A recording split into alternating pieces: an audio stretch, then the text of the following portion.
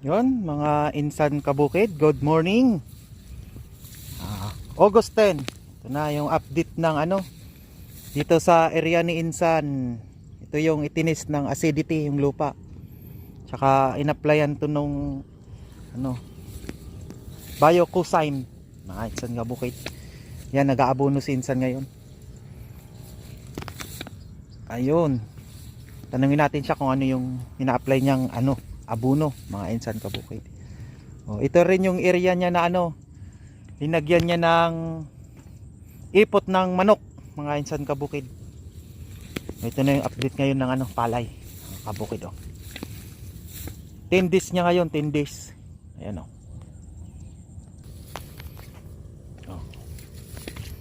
Yan, mga kabukid.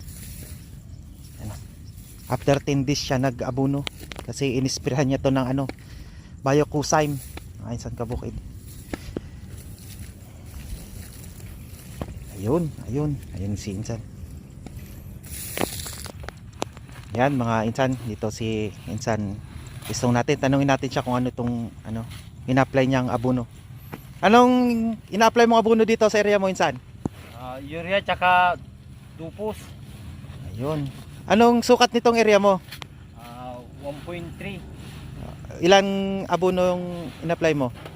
2 sakong urea tsaka 4 na dupos. Ayun, mga insan kabukid. Ayan. Dupos at saka urea pinaghalo ni Insan natin dito. Tatry natin kung anong epekto ng dupos. Ayan, first time mo magdupos? First time, Ayan, first time ni Insan magdupos ngayon. Ayan 10 days tong palay mo, di ba? 10 days. Ayan, mga kabukid. Ayan. Narantin si Insan ano kakapal siya mag-abono.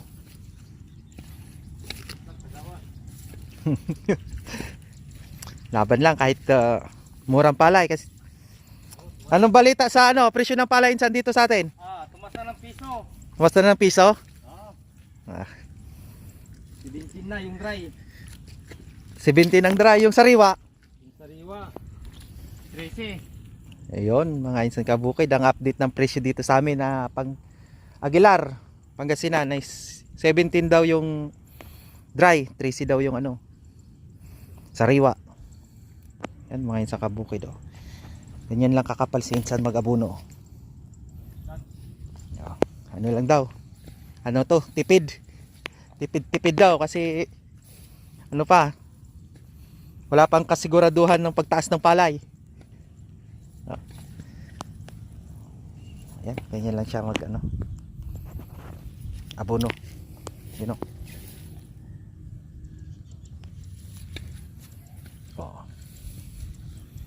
Goods tong palay ni Insan, 10 days.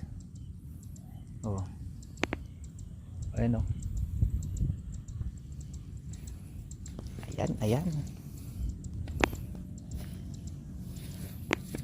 Kayo mga kasaga, maglagay na siya ng tayo ng manok. Oo. Ayun nga. Ito yung linagyan ni Insan ng tae ng manok. Goods, mga kabukid yung sa 10 days niya. Kumusta yung sa 10 days to, Insan? All goods? Goods na goods to. Oh. Para nang naabunuhan, Oo nga, Ayan,